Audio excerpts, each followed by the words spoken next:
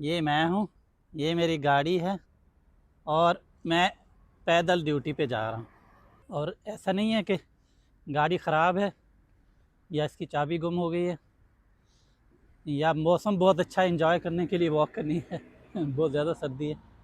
क्योंकि मेरा घर हॉस्पिटल जहाँ मैं ड्यूटी करता हूँ वहाँ से 1 मील के अंदर अंदर है, तो इसलिए मैं वॉक करके जाता हूँ, गाड़ी नहीं लेके जाता। तो ये हेल्दी भी है। कोशिश करें कि अगर कोई करीब की जगह जाना है तो गाड़ी या मोटरसाइकिल से बेहतर है वॉक करके जाएं। ये ऊपर पहुँचते पहुँचते हॉस्पिटल तक थोड़ा मेरा सांस भी फूल जाता है। उसकी वजह ये है कि ये चढ़ाई भी है, लेकिन ये अच्छी बात है, आदत हो गई है। तो कोशिश करें आप भी, अगर आपका घर वॉकिंग डिस्टेंस पे है तो कोशिश करें वॉक करके जाएं।